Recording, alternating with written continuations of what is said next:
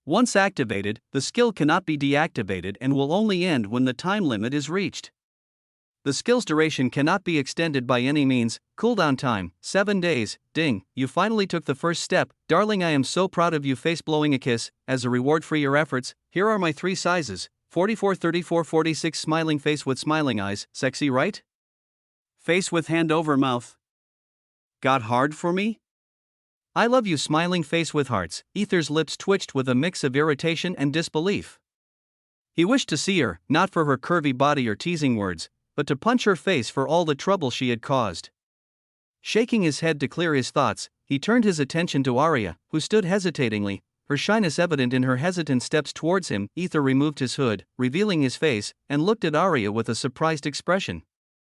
What was he began, but before he could finish his question, Arya rushed forward and hugged him tightly, cutting off his words. Aether flinched at the unexpected contact, but then he sighed, realizing that this embrace signified that he had finally entered this woman's heart. With a gentle expression softening his features, he wrapped his arms around her, returning the hug. The surrounding world seemed to fade away, leaving just the two of them in an intimate bubble of warmth and understanding. They stood like this for what felt like an eternity, but was really just a minute. Arya, her long ears twitching with emotion, eventually pulled away and stared at his face. OMG.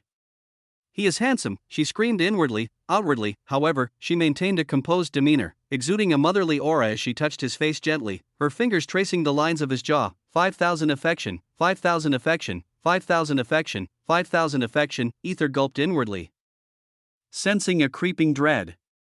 Although her eyes looked lovely and filled with affection, there was something deep and unsettling within them, something that reminded him of Selene. Let's not push her anymore.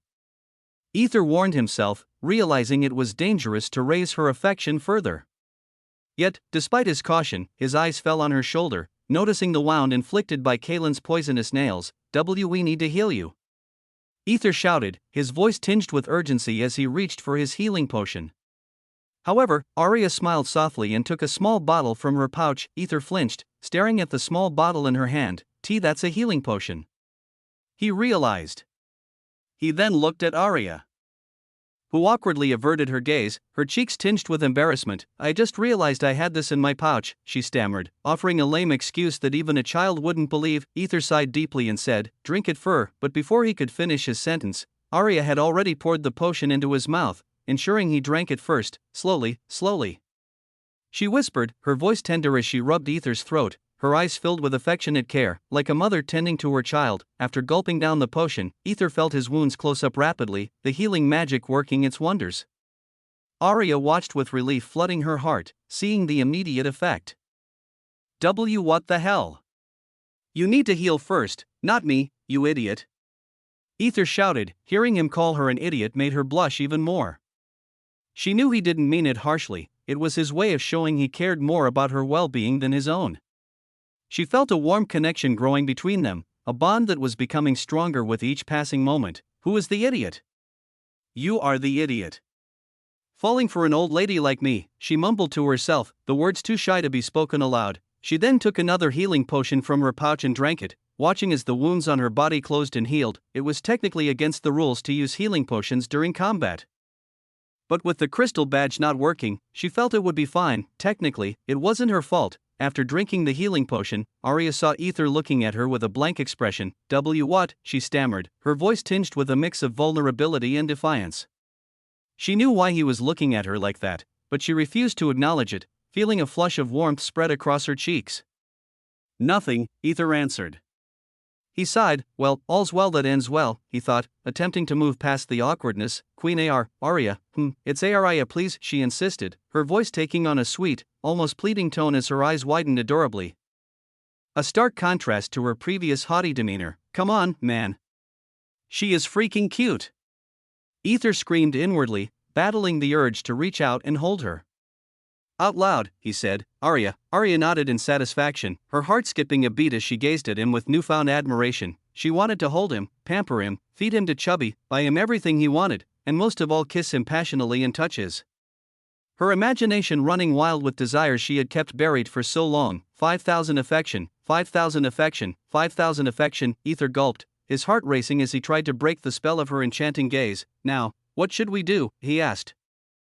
Pointing to the spot where Kalen had disappeared, a flag now hovering in his place, Arya snapped out of her reverie, her eyes focusing on the flag before turning back to Aether. "You can take it, Ha? What do you mean? You're the one who defeated." Arya placed a delicate finger on his lips, her touch sending shivers down his spine. "Your master will hurt you if you don't bring any flags." "You can take mine too." She raised her other hand, and suddenly a flag materialized in her palm, shimmering with a soft glow. Seeing this, Aether understood her concern, but he couldn't bear to let Arya lose after seeing her worried expression. He gently closed her fingers around the flag and said, "I cannot, Aether, listen to me, I want you to win. 6,000 affection, fuck. Let's stop. No more." Aether screamed inwardly, feeling overwhelmed by the escalating affection. Arya simply smiled, a mix of tenderness and resolve in her eyes. "I cannot fight anymore." Her body ached from using her origin weapon, which was now far stronger than her, and she needed rest. It really took a toll on her body. Seeing Aether's sudden frown, Arya sighed deeply and said, "Okay then, you can take Kalen's flag, and I will return to the stadium with my flag." Aether nodded in relief, but their eyes remained locked, a magnetic pull drawing them closer. Their gazes lingered on each other's lips, the tension palpable. "I am going to divorce Alaric," Arya mumbled. She knew it would bring countless problems and put her tribe in danger, but looking at Aether, she felt a surge of courage. "I will soon be a free bird." She blushed, her cheeks turning a deep shade of crimson. "A single bird, waiting for another bird." Aether's face lit up with amusement, but curiosity gleamed in his eyes. "Another bird, huh? Must be someone of your status, I sup." Arya placed her finger on his lips again, this time letting it linger seductively. Her touch was electric, sending a jolt of desire through him. She smiled cheekily and said, "I am Arya Zephyr, not a queen or any royal bullshit. This time, I will choose my partner. Whoever it is, it will be my decision, OH." Aether raised his eyebrows, taken aback by the fierce determination in Arya's eyes, as if she were ready to face any challenge. "Good," Aether replied warmly, his smile radiating genuine affection, which again triggered 7,000 affection. Aether flinched, quickly clamping his mouth shut. Arya continued to rub his lips tenderly, her fingers lingering with unspoken promises. She wanted to bite those lips, to claim them, but she restrained herself. Despite her desires, she was still an old-fashioned woman who believed in tradition. First, she needed to sever her ties with that wretched being. Next, "I'll give you an answer just for you," Arya whispered seductively in his ear before walking away. Her hips swayed provocatively, each step a silent invitation, though her face burned with a blush as she hurriedly ran away. "Damn." Aether gritted his teeth, feeling his blood surge with an intensity he had never experienced before. Chapter 192, Capture the Flag, Part 5. When Aether was trying his utmost best to seduce Arya, others, sweet Helena smiled brightly as she looked at the ash-colored flag fluttering gently in the wind. Helena had managed to defeat Ashera with just simple holy power, which was sufficiently potent to hurt Ashera, who possessed dark power.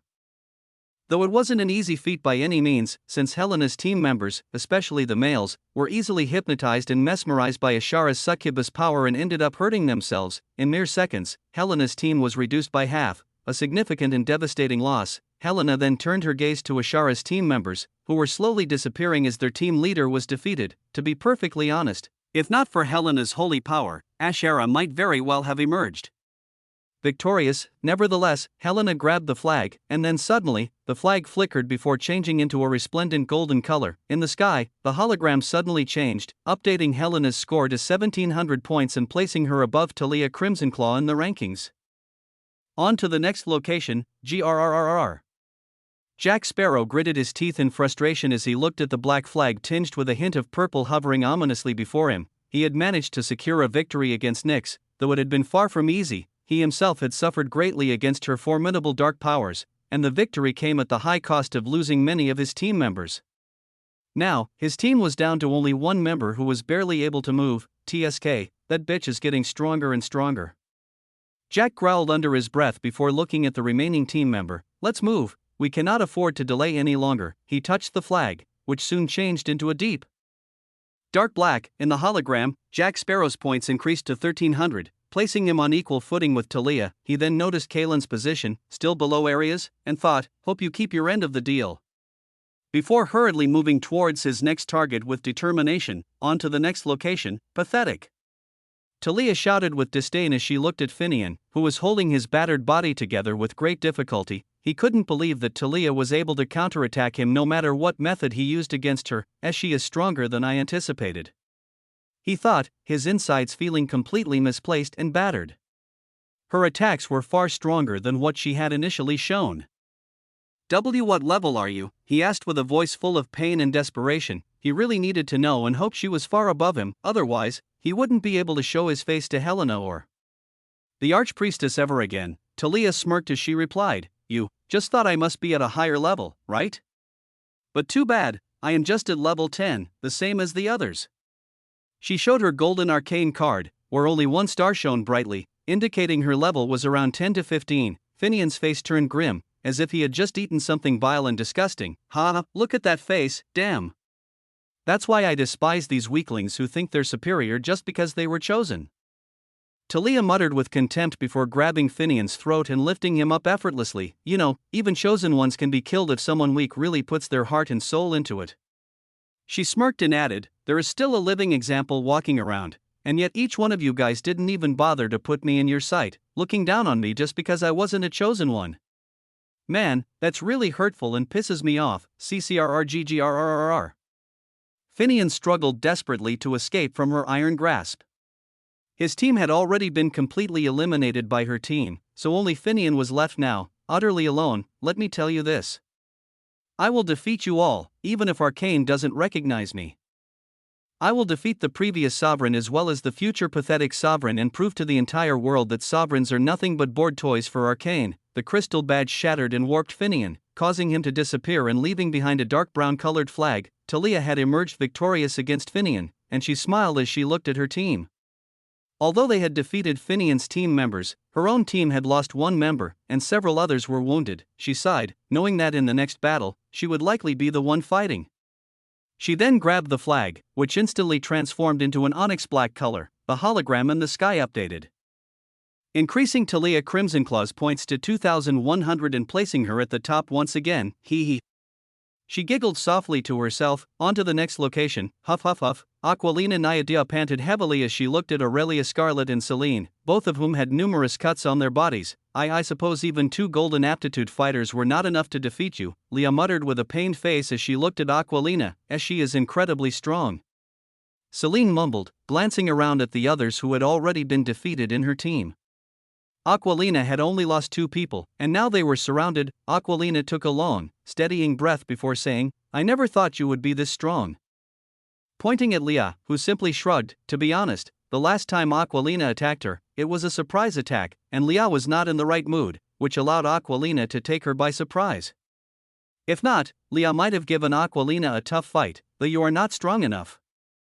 Aquilina muttered in an amused tone as 2 long, thin white swords appeared in her hands. She instructed her team members to take care of Celine while she focused on Leah. Celine gritted her teeth. She wanted to use her weapon but knew she wasn't ready to wield its full power. She could only use her magic to attack the others. Ting, Aquilina and Leah fought skillfully, their blades clashing with sparks flying. However, Leah was a single-handed swordsman, while Aquilina wielded dual swords, making it difficult for Leah to concentrate on both of her opponent's weapons. As the fight escalated, Celine was eventually defeated, though she managed to take down 2 of Aquilina's team members with her shit. Leah gritted her teeth. She could not handle fighting 2 opponents simultaneously. She had used every bit of her power and had no choice but to retreat. "Let's settle our score later." Just as Aquilina was about to strike her, puff, Leah's body suddenly burst into a red mist before transforming into a bat and flying away. TSK, I sometimes forget she is a blood-sucking vampire. Aquilina gritted her teeth before stumbling down. Princess. The remaining team member panicked. "It's fine," Aquilina said, her body having taken a significant toll from fighting 2 golden aptitude rankers. "I need to train more." She mumbled, and just then, thud, the last team member suddenly fell down and disappeared into particles. Aquilina's eyes widened as she turned around to see Jack Sparrow and another figure appear. TSK, it's getting tough now, she thought and stood up as she ready to face the next opponent. Chapter 193, Capture the Flag, Part 6, Thank goodness she didn't get eliminated. Jack sighed in relief when he saw that Aquilina was still in the game. "Hello, Princess Aquilina. I hope you are doing fine,"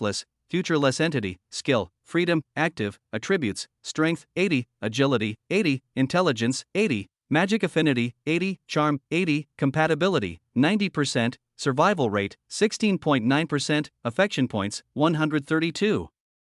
890, 1000 affection points equals 1 any attributes, seduction February 10th, / after increasing his level by 3 times, Aether felt his body overwhelmed by the sudden surge in power. He tried to increase his speed further, pushing his limits, but then, ding, warning, any more increase in attributes will most likely break your body permanently and might not be healed.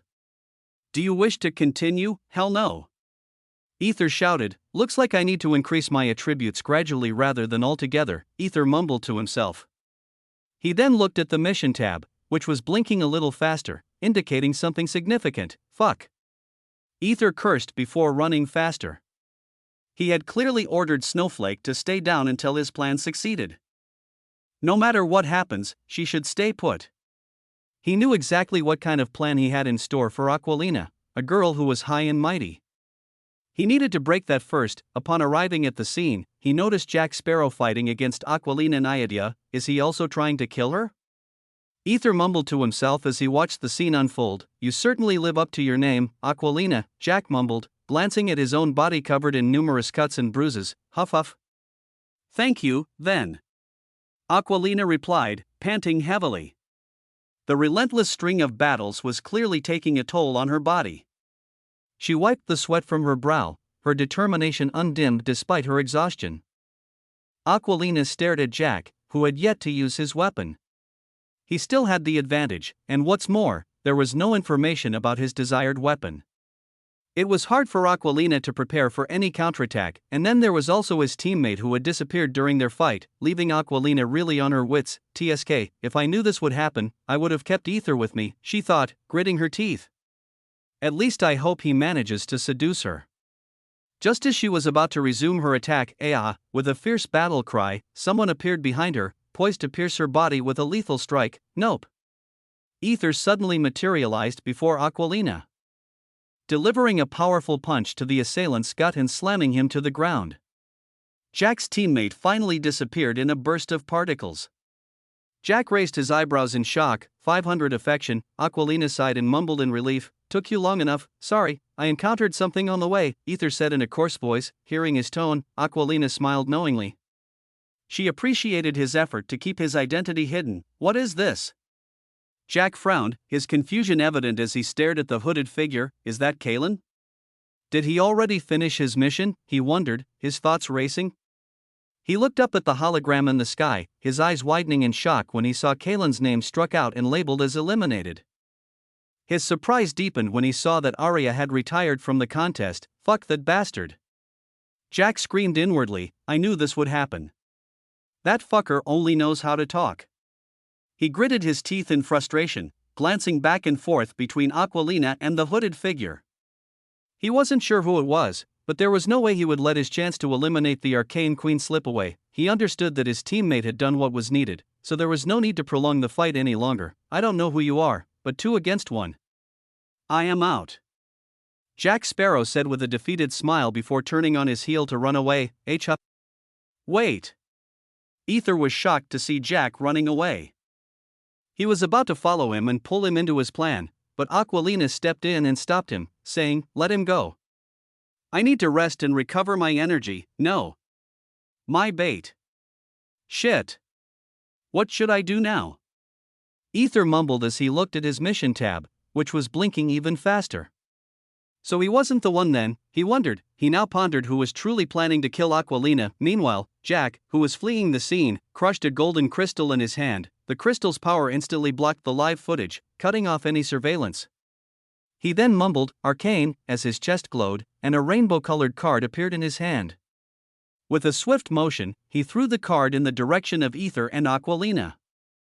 The card instantly transformed into a humanoid figure, which declared, it's my time to shine, master. Suddenly, Aether and Aquilina were enveloped in a black dome. Chapter 194, Capture the Heart, Part 6. When Jack engaged in combat with Aquilina to buy some time, his teammate, following Jack's meticulous orders, discreetly maneuvered through the area. He carefully placed an artifact in a location, ensuring it was hidden from sight.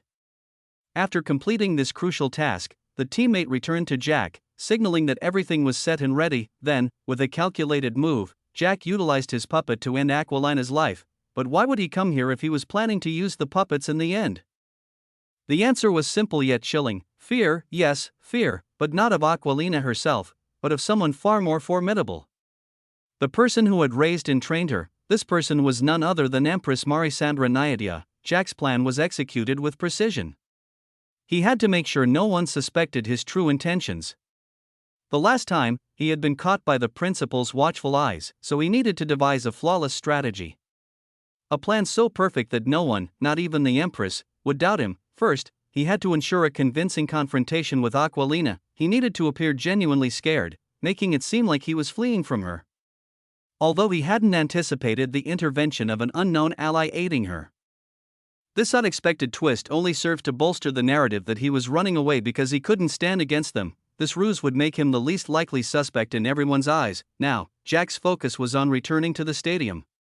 He needed to be there so that even if the Empress decided to get involved, she wouldn't suspect him immediately. Meanwhile, what's happening? The principal asked with a deep frown, noticing once again that the video footage had been cut off. She was beginning to suspect that Aether might be responsible for this interference, as he was present both times the footage was disrupted. She glanced at Delphine, wondering if she might be secretly aiding him. However, upon seeing Delphine's genuine concern, the principal frowned deeper, thinking, is someone else behind this? She then turned to the person seated beside her and asked, what do you think about this situation? A stunning woman with purple hair and small, sweet lips responded coldly, if anything happens to my daughter, I will kill everyone there. As a frigid chill permeated the air around her, the principal sighed, attempting to offer some reassurance with a smile. Don't worry. With our advanced technology, there is no way they could die there. They better not. Back at the Doom, Aether glanced up at the sky, which suddenly turned black for a moment before returning to its normal state. He felt a wave of dizziness wash over him, and he noticed that Aquilina appeared similarly affected. She mumbled in a horrified voice, there is no arcane energy, Aether frowned, attempting to conjure fire, but only a weak spark appeared as if something were cut off. What's going on? What do we have here? Suddenly, several figures materialized out of nowhere. Aether and Aquilina frowned, staring at the 25 people who had appeared out of thin air and were now looking directly at them. Who are you? Aether demanded, his voice filled with suspicion. However, the newcomers paid no heed to his question. They began conversing among themselves. What's this place? I thought we were in the hotel room a few minutes ago. I don't know. The client only instructed us to kill anyone we see. So, it's two of them, looks like it. The 25 individuals smirked at Aether and Aquilina, their intentions clear. These newcomers were bandits who had struck a lucrative deal the previous day with a mysterious hooded figure. They didn't care who the client was, as they had already received a substantial advance payment. When they arrived at the designated hotel and walked through the door, they were bewildered to find themselves in an entirely different place, as if they had stepped through a magical portal. Initially shocked, they relaxed upon seeing the same hooded figure who had hired them. The hooded person pointed them in the direction of Aether and Aquilina. Wait, is that hooded figure on our side or what? Someone asked, frowning. Seeing Aether's hooded figure, everyone else frowned and wondered whether he was supposed to be an ally or a target. Aether glanced at the group, sensing they weren't particularly strong.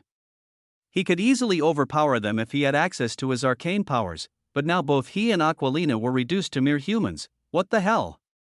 I can't use my magic, someone shouted within the group. Hearing this, everyone tried to use their own magic, but to no avail. Their frustration grew, and they turned towards Aether for answers, but before they could speak, where are they? Both Aether and Aquilina had vanished from sight. At that moment, another hooded figure appeared. It was none other than Jack Sparrow's puppet. Recognizing the hooded figure, the bandits shouted and demanded an explanation for the lack of arcane energy.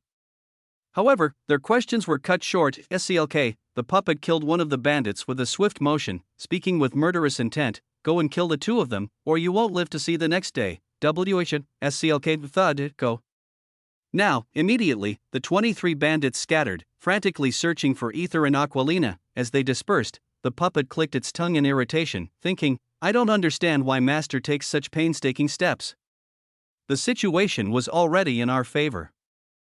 I could kill them without needing these worthless scum. Even the puppet couldn't comprehend why Jack Sparrow went to such lengths just to kill a girl. However, for Jack Sparrow, it was all part of a flawless plan to avoid suspicion. No matter how one looked at the situation, if Aquilina died, it would appear to be the work of the bandits who had entered the arena. But how did it come to this? That's where Kalen fit into his plan. To Jack, Kalen was merely a pawn. When a pawn fulfilled his role, even if he failed, Jack decided to eliminate him. This is why Jack's remaining teammate was from Kalen's tribe, making Kalen the prime suspect when he disappeared while up to something, and even more Kalen's failed attempt against Arya, who would surely tell the truth. So, yeah, Kalen was fucked up, and why would Jack need to block the arcane energy? Because Aquilina Nyadea was the daughter of Empress Marisandra Nyadea, a woman who had built her power from nothing. Jack needed to handle Aquilina carefully and break her spirit. Everything went according to his plan. While the bandits were set to kill Aquilina, the Empress would likely kill Kalen. It was a perfect scenario, killing two birds with one stone. However, FUCK, yeah. Aether screamed inwardly as he gently held Aquilina's hip. Aquilina, wincing in pain, placed her hand on Aether and they walked inside a hidden cave beneath a cliff, near Aquilina's base. Princess, are you okay?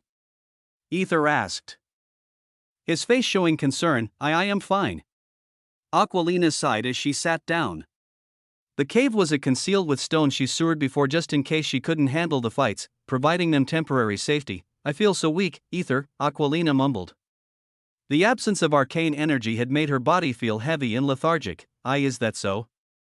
Aether muttered, his voice pained, but inwardly he rejoiced. Whoever you are, thank you, really thank you. You created a perfect scenario for me to seduce her. Otherwise, I would have had to follow my hazardous plan. Aether felt an overwhelming sense of gratitude towards the unknown orchestrator of these events, for giving him this golden opportunity. If Jack knew his biggest plan, which he worked his ass off, was merely used to seduce a girl, he might attempt suicide. Chapter 195, Capture the Heart, Part 7, P-Princess? Don't you have any healing potions? Aether asked, his voice tinged with concern. He knew that someone as cunning as her would likely be well prepared for such situations. However, Aquilina shook her head slowly. I have some, but they won't work, she said, reaching into her pouch and pulling out a small bottle. She showed it to Aether, the liquid inside appearing dull and lifeless. The liquid had lost its usual luminous quality, now resembling ordinary water rather than the potent potion it once was. She explained, as you know, these healing potions aren't perfect and have many side effects. They require arcane energy to be effective, so without it, they're just useless. Her voice trailed off, her frustration and helplessness evident. Aether nodded in understanding. He set down his backpack and rummaged through it, eventually pulling out his own bottle. It too looked like mere water. TSK, now this is a pain in the ass. He thought, Looks like you brought one? Aquilina asked, her curiosity momentarily distracting her from the pain. Of course, I brought it for you just in case anything happened, Aether said with a wry smile and pained expression is placed inside his again thinking. Well, now it's useless for me, 600 affection, I see. Aquilina mumbled, her voice barely above a whisper, before drinking the healing potion she had. Though it wasn't as potent as it should have been, it still managed to heal some of her light bruises and reduce the pain in her body. The recent battles with golden aptitude rankers and an arcane king had taken a far heavier toll on her than she had anticipated. Looks like I have a lot to learn, she thought, her expression reflecting both pain and a hint of humility, her haughtiness slightly reduced. In the face of her current vulnerability, what should we do? Who are they, and why are they after us? Aether asked. Aquilina sighed deeply and mumbled, I wish I knew. She couldn't understand how their attackers had managed to cut off the arcane energy around them. The fact that these figures had suddenly appeared and evaded the principal's surveillance meant someone powerful and cunning was targeting them. But who? She pondered, her mind racing through possible suspects. She recalled her last encounter with Jack, frowning as she considered the possibility that he had set this trap. But after thinking it through, she shook her head. Others might have taken advantage of Jack since he was the last person she had fought. It was natural to suspect him, but he had run away, and she had seen his retirement on the hologram.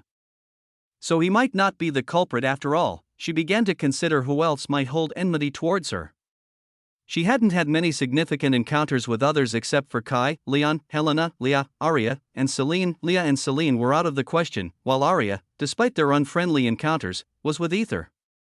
She glanced at Aether, who wore a worried expression, his concern for her evident. Did you succeed in your mission? She asked, her voice steady despite her pain. Aether flinched and hesitated to answer, his eyes darting away from hers. Come on, I don't have time for games, she pressed, her annoyance clear in her tone. Aether hesitated for a moment longer before finally nodding, his reluctance plain. I see.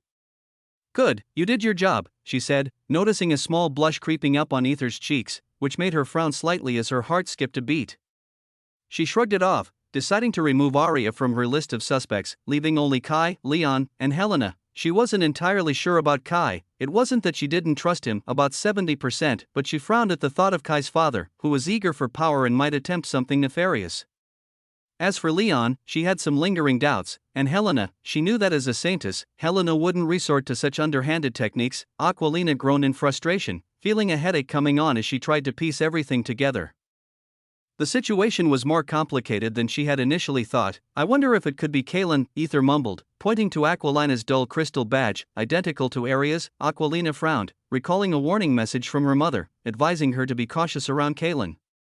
She remembered that the last person she saw with Jack belonged to Kaelin's tribe. As Aether recounted his part of the story, everything began to make sense to her. That dog, Aquilina gritted her teeth, he was playing with everyone. Suddenly, Aquilina began to cough violently. Cough, cough, P-Princess? Aether immediately stood up and tried to wipe her blood, but Aquilina glared at him. Causing him to step back, Aether simply stared as she used her own kerchief to wipe her blood. Let's wait here, for now. We cannot face 25 fully grown opponents. Even if we manage to kill them, we can't be sure what other plans they have. It's better to hide until the time is up. Once the principal knows I didn't return, she will come for us. So, let's wait. Aether bit his lip, looking at her battered body. Aquilina smiled gently and said, I am fine, you don't need to worry, if the princess says so. Aether replied, his lips trembling, 600 affection, filling the sudden silence. Aquilina asked what he did to make Arya fall for him. Aether pulled some romanticized tale from a novel he had read. About a gallant hero saving a damsel in distress. No way in hell would he tell her the truth, I see. Aquilina nodded in surprise. She never thought he would do something so courageous. He might have a talent for that, she thought, nodding in understanding. But then Aether's next words made her heart skip a beat. I imagined Miss Arya being Princess Aquilina, and the next thing I knew, my legs were moving to help her. Aquilina froze for a second before nodding, avoiding his gaze. She didn't understand why, but she felt slightly relieved, just slightly. You know, princess, when I thought of you cornered by the wolf, my blood boiled with anger. I almost revealed myself to everyone. Is that so? She mumbled, a slight red hue appearing on her cheeks. He is really into me. She thought, 700 affection, yes, just knowing someone was trying so hard to harm you. I wanted to kill them. Aether shouted, seeing his furious and determined expression. Aquilina's heart skipped again. He would even go as far as killing, for me, she thought, feeling a mix of emotions. 700 affection, that's why, as soon as I finished the mission, I immediately returned to you. Aether looked into Aquilina's shining purple eyes and said gently, I was really worried, you know. I really don't know what I would have done if something had happened to you while I was away. Aquilina lowered her eyes, feeling a little shy in the face of his determined and genuine expression. What's wrong with him, she wondered, her emotions in turmoil. 800 affection, princess. Aether called her gently, his tone reminiscent of her mother's warm affection, which only deepened her conflicted feelings. Why yes, she responded, her voice trembling slightly. I think. Why you think? Aquilina's eyes turned vigilant. Is he going to confess now? What should I do? Should I reject him bluntly? But. She bit her lip, feeling torn. But I need him for my plans. What should I do? Should I just accept it for now and tell him the truth later? But that would be more painful. Aquilina found herself at a crossroads with two difficult choices, either accept him for now to continue her plans by manipulating him, or reject him instantly, though she wasn't sure if he would still obey her orders. Controlling him would be much harder if she rejected him outright, I think. I have fallen for Miss Arya. Aether threw a curveball, smirking inwardly at the unexpected twist. Chapter 196, Capture the Heart, Part 8, Aquilina Nyadia's POV. What did he just say? I was completely taken aback, not understanding what I had just heard. It felt surreal, almost like a dream. I thought my ears were playing tricks on me. Maybe it was my dizzy mind or the overwhelming exhaustion taking over, but I must have misheard him. I was sure about it. What did you just say? I asked carefully, my voice trembling, wondering why my heart suddenly tightened as if I subconsciously hoped it was all just my imagination. Yet, I think. I fell for Arya's Aether, he said with a lovely, sincere expression that I had always believed was reserved solely for me, but now, it was directed at someone else. My eyes stared blankly at his shy expression. The expression that I thought was meant only for me was now meant for someone else. My chest felt like it was constricting painfully. I lowered my eyes. Unable to meet his gaze, I wasn't sure what to say to him as my chest suddenly felt unbearably heavy. Isn't he supposed to be at Sundara? Why is he speaking his emotions so straightforwardly to me? Is that what it means to be at Sundara? And, he called her by name. I didn't understand why I was even bothered by this. I mean, I had calculated that he might fall for someone in the Arcane Queens group. I had even prepared a plan for him to have a good life with the woman he eventually fell for, but I thought it would take a long time, and yet, what's this feeling? I should be happy for him, right? And yet, I see. I mumbled, my voice barely above a whisper. I felt my eyelids grow heavy. Maybe I was just too tired, too overwhelmed by the day's events. My eyes subconsciously fell on his face. 800 affection, his smile, which had always been so beautiful and comforting to me, now seemed broken, as if he had given up on something precious. Aether. I called him softly. I didn't know why, but I felt I should keep talking to stay occupied until others arrived. Otherwise, I felt something might happen to my heart, something I couldn't quite understand. Yes, hearing his broken voice, I bit my lips tightly so they wouldn't tremble. The last thing I wanted was to show him how much this affected me. How did you fall for her? I asked, surprised to hear myself ask that question. It wasn't something I had planned to ask, yet the words slipped out naturally, almost involuntarily. I glanced at his face, and once again, he wore that gentle, lovely expression as if he had truly fallen for her. It was a look of genuine affection that tore at my heart. I bit my lips tightly, trying to hold back the turmoil of emotions swirling inside me. What did that bitch do? I screamed inwardly, wondering why I was even bothered by this so intensely. Arya is gentle, he said with a warm smile, recalling moments with Arya that were obviously cherished memories. Gentle? Something struck my heart as if something sharp had pierced it, leaving a painful sting. I have always been gentle with him, right? I thought to myself and slowly remembered our first encounter. Yeah, I didn't even acknowledge him to begin with. I thought, realizing that unlike me, his encounter with Arya had been pleasant. Even though she was a queen, she spoke to him as an equal. There was no indifference in her expression. Unlike me, she was sweet and always gentle with Aether. And even more, one time, they were sitting under a tree, and she taught him something while Aether happily. I mean, I literally saw his genuine emotions as if he was enjoying spending time with her. That was something that struck my heart that day. Arya is cute. He giggled like an idiot in love, his eyes shining with affection. I mocked him inwardly, mimicking his laugh as I clenched my teeth. I think I am also cute. I wanted to shout at him but decided to keep my mouth shut, feeling a mix of frustration and sadness. Arya said she loves me so much that she wouldn't mind giving up her title, Aether said with happiness as if he was looking at a goddess. I frowned deeply. Is that bitch serious? She's ready to give up her title just for a servant. Come on, bitch, I will not fucking believe this. And, this idiot, did he fall for her lie? I mumbled inwardly. I really think that bitch must be trying to use my Aether. Wait, I frowned at my choice of words and shook my head, trying to clear my thoughts. I looked at Aether, who still had a love-struck expression, and my eyes twitched with irritation and an unrecognized pang of jealousy. Did that bitch seduce him? I frowned, a deep crease forming between my brows. There had to be a possibility, right?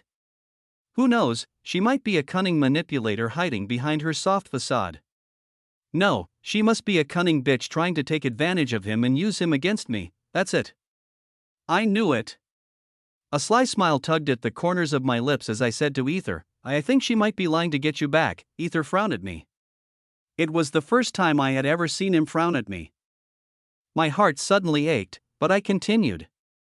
I needed to tell him the truth, otherwise, he might be swayed by that cunning bitch. Listen to me, Aether, I think she's trying to play with your emotions and use you. A guy, princess, he interrupted with an emotionless voice that made me flinch. He continued, I am well aware that others might try to use me, but Arya, she is not. He said this with a firm expression as if she had become more important than me. I felt a surge of annoyance seeing my servant siding with her. I bit my lips and clenched my fists. An intense mix of annoyance, anger, and hatred slowly started to flood my heart. Oh. I see. What makes you think so? I asked back. A hint of displeasure evident in my voice, his face suddenly turned gentle as if he remembered something good. Grrrr. I gritted my teeth subconsciously. He then said with a shy expression, come on. Don't be shy every time, bastard. I screamed inwardly, but outwardly I calmly waited for his answer so that I could rectify him and set him on the straight path. Yet, as she kissed me, he stammered, covering his face like a girl in shyness. What? I asked, my tone breaking. Aether continued, his shyness apparent. Then she hugged me and said, I am going to divorce Alaric and I will be a single bird, waiting for another bird. He shyly circled the sand with his fingers. I couldn't believe she was divorcing Alaric, the arcane king. Is she fucking serious? I screamed inwardly, is she really going to divorce an arcane king, just for a servant? I thought, glancing at Aether, who was touching his lips as if he was remembering a kiss he had with her. Growling, an unknown anger surged within me. I really wanted to vent my feelings on someone, but then I remembered that. Princess, he said, looking at me softly and gently, just like before, making my heart skip a beat. He continued, I told her I cannot leave my princess alone now, she needs my help, she wants to build a peaceful life for herself and her mother, and I want to be part of it. I really want to support my princess's dream. I forgot to breathe for a moment, something was rising.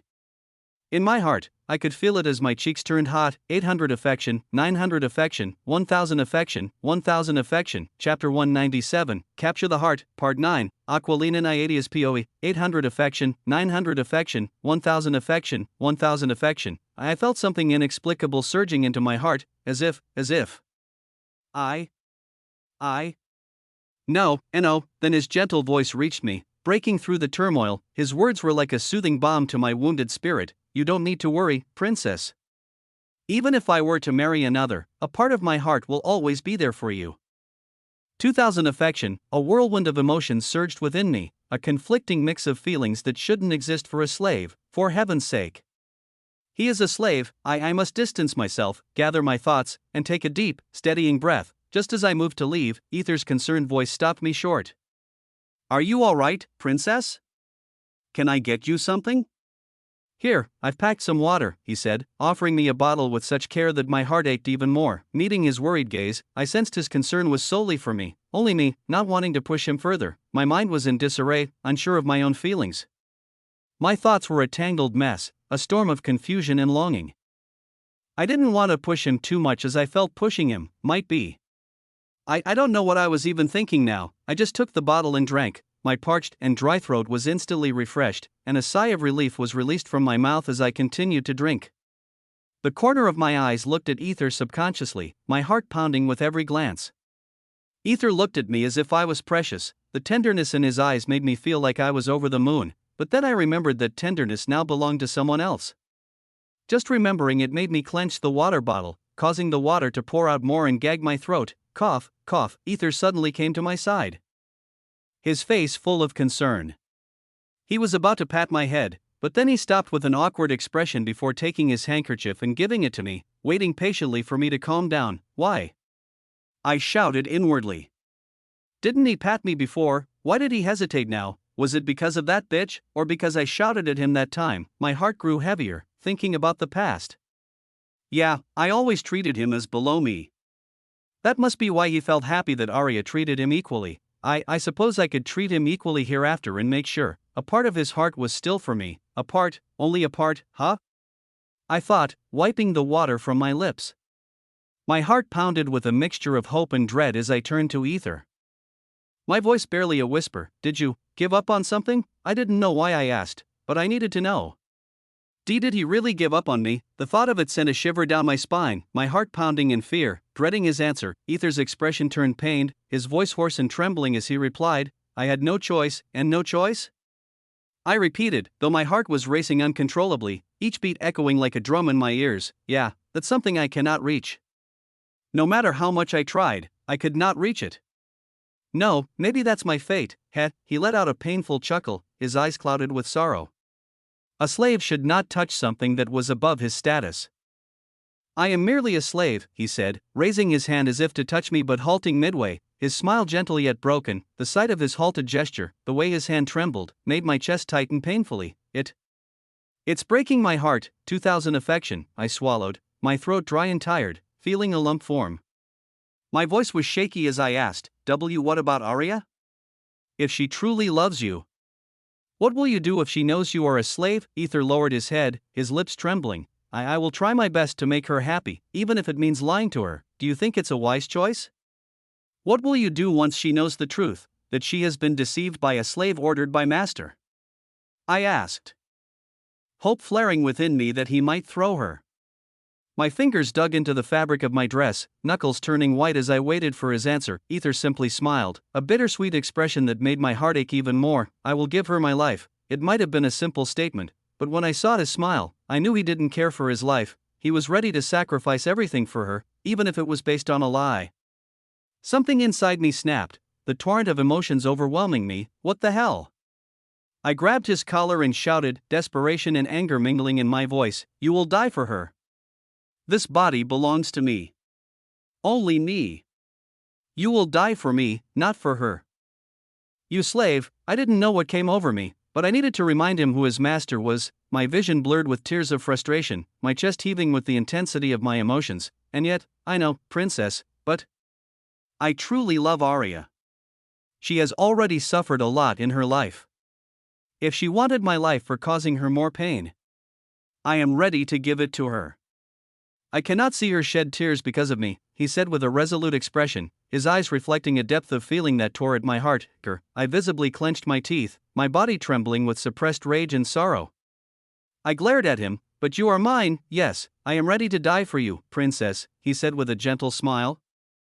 The softness in his eyes cutting me deeper than any harsh words could. I am being serious, I shouted, enraged by his gentle smile and the knowledge that he had fallen for another woman. My fists tightened, nails digging into my palms. You are ready to die for me and for her too? I asked, my voice cracking under the weight of my emotions. Aether nodded with a smile, a calm acceptance that made my blood boil. If he truly loved her, he wouldn't be so willing to die. He was clearly lying. TSK, then die for me now, I demanded, wanting to see what kind of excuse he would give. But, understood, he said with a trembling yet determined expression, his eyes unwavering. Shock? My hands loosened their grip on his collar. Shock coursing through me, he stood up and walked out of the cave, each step heavy with resolve. Chapter 198, Capture the Heart, Part 10, Aquilina Naiadia's POV, understood, he said with a little trembling but determined expression, his eyes locking onto mine with a mix of fear and resolve. 2000 affection, Shock? My hands that grabbed his collar loosened up, the intensity of the moment causing my heart to race even faster. He's serious or bullshitting again? He stood up and walked out of the cave, his footsteps echoing off the damp walls. I didn't understand whether he was an idiot or not. I was just about to stop him when, wait, oh. I forgot I need to go choo-choo, he suddenly said, covering his crotch in an urgent manner.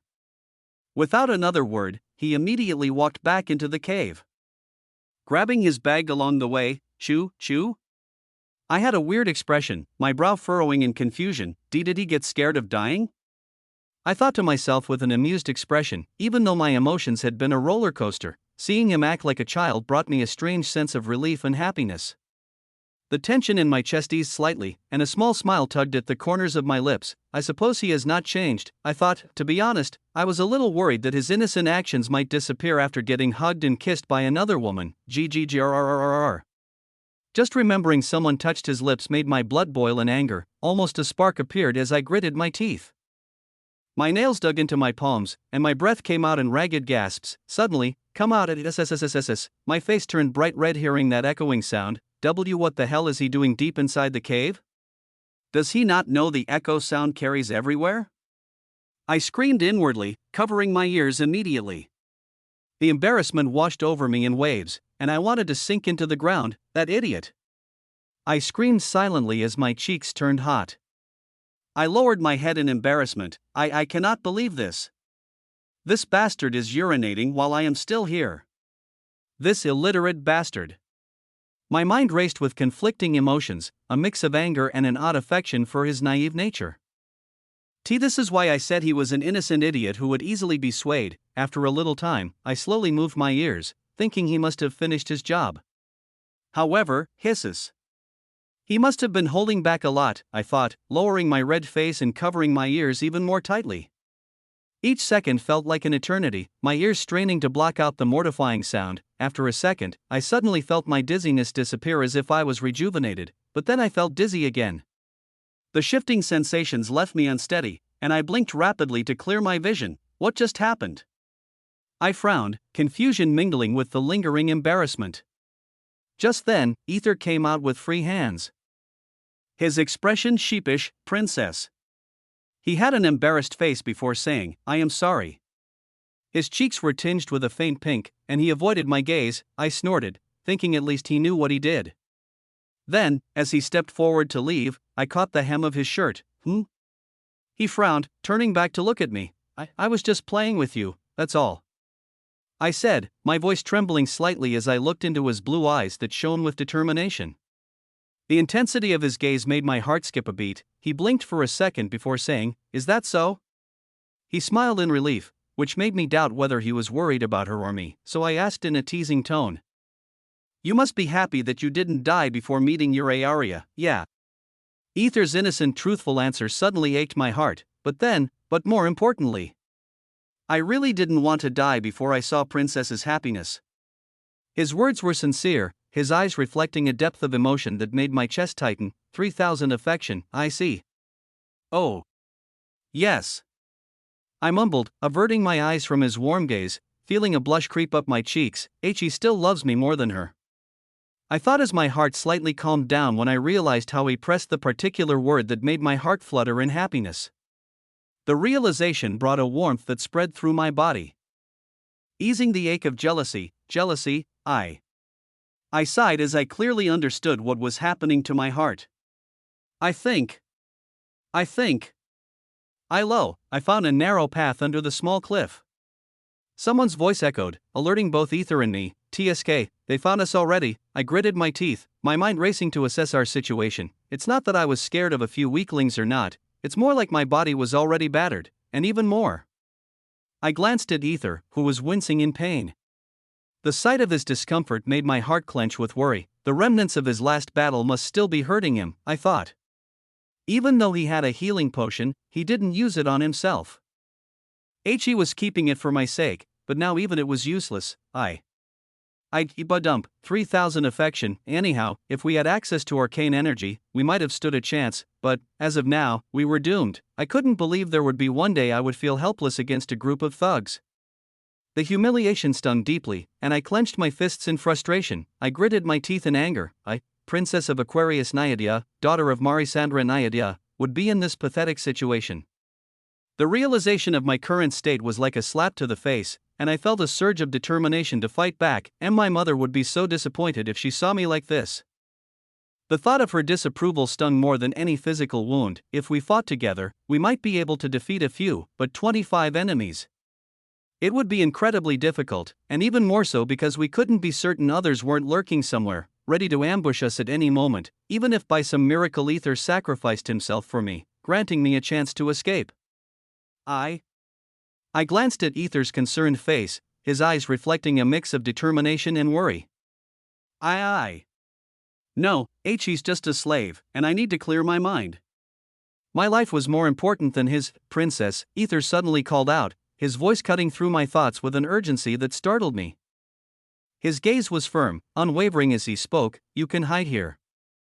I will take care of them, No. I instantly protested, glaring at Aether with intensity. I will not hide from some thugs. My name is Aquilina Nyadea, and the Soul Prince's. My body froze as Aether's palm connected with my cheek.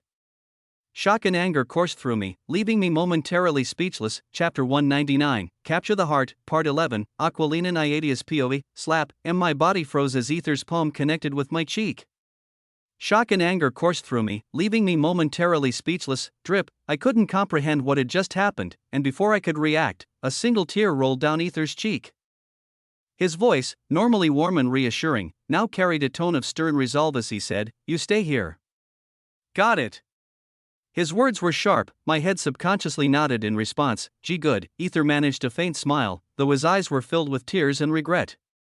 He reached out as if to touch my reddened cheek, but hesitated, his hand trembling. Ahem. His voice faltered, his smile strained and pained. Punish me after.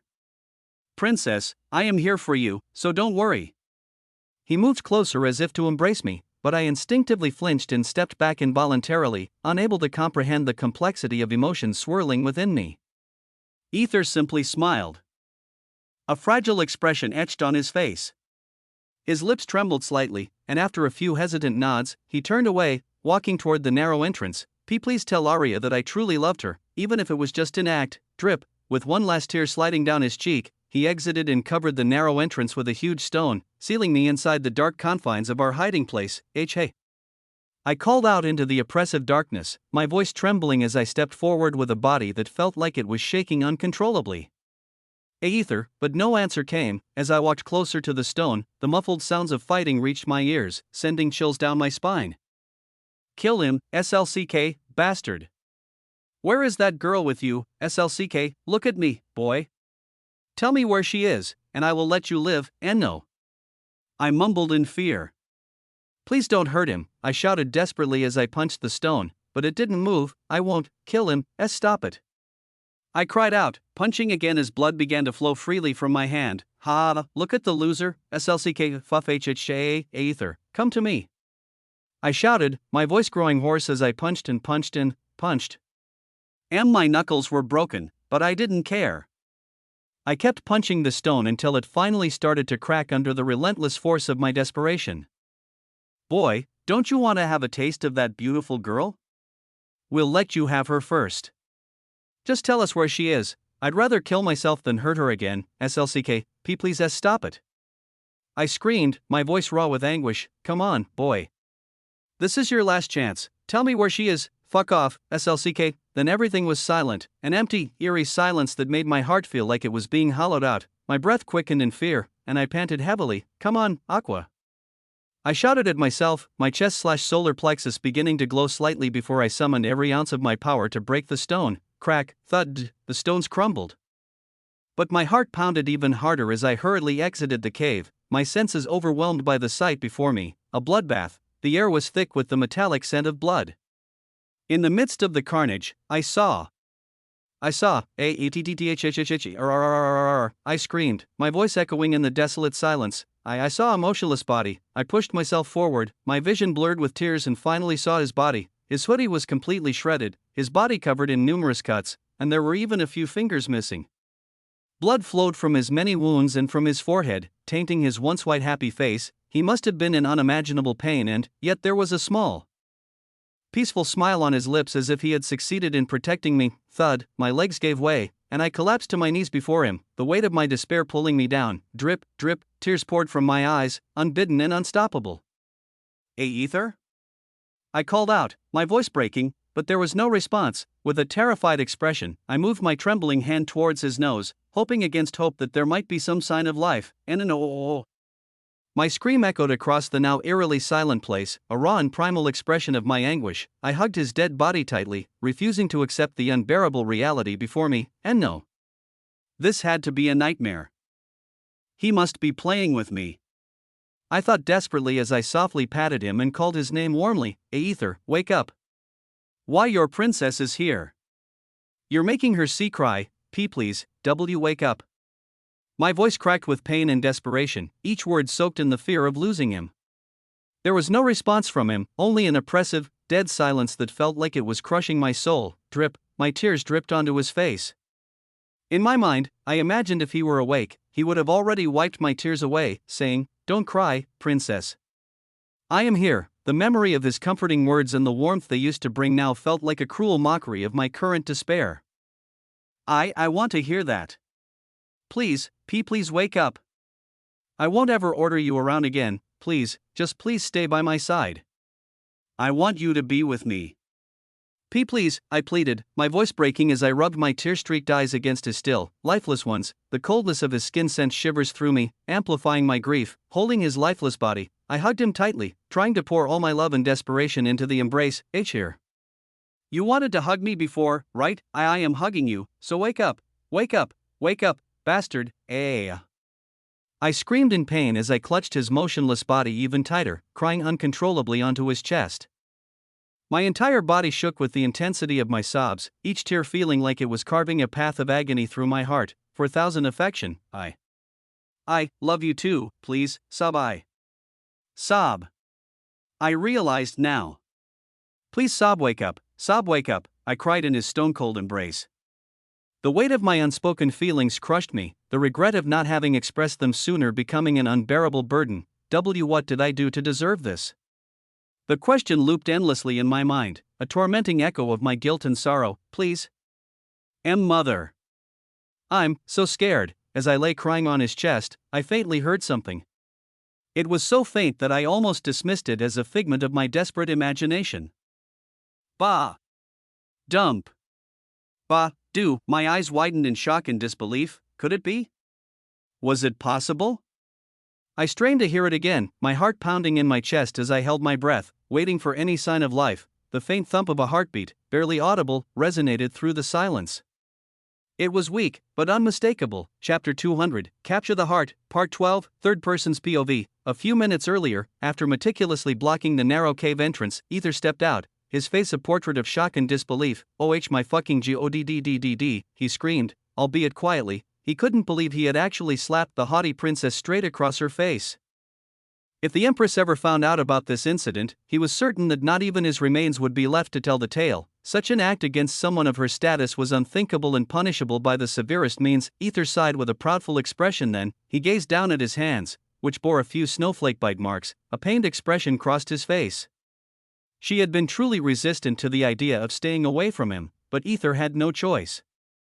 He had forced her, pushing her into his backpack and sternly ordering her to stay there until he returned. Now for the final part. "I'm betting everything on you, princess," Aether thought, his eyes fixed on the stone that blocked the cave entrance. He knew this plan might break her spirit, but it was the only viable option he could think of. "I will really die if you don't step up," he muttered to himself, hoping his gamble would pay off. He glanced down at his chest, where he had secured the condition spell scroll. "Thank goodness I activated this earlier," he thought, feeling a slight sense of relief before he began walking towards the group of bandits that had gathered nearby. "It seems someone has decided to give up," one of the bandits remarked, a smug expression spreading across his face. However, Aether stared at the group with a cold, indifferent expression. "How were you able to enter?" he asked, hoping that some fool would blurt out the information he needed. But the bandits merely smiled, their expressions shifting from amusement to deadly determination, ready to kill Aether without a second thought. "Looks like these bandits aren't idiots after all," Aether thought, shrugging internally.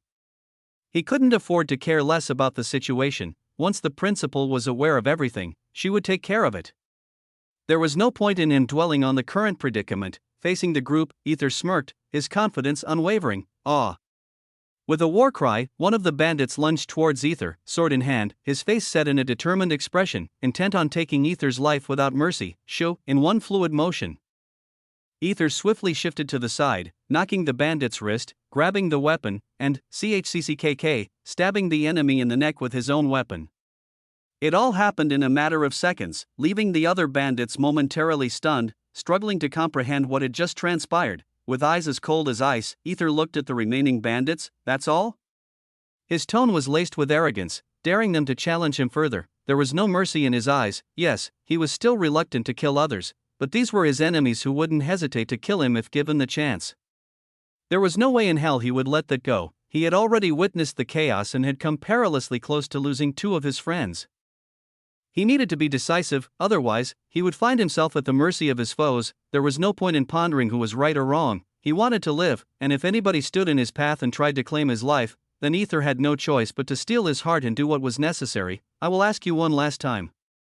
How did you get here?"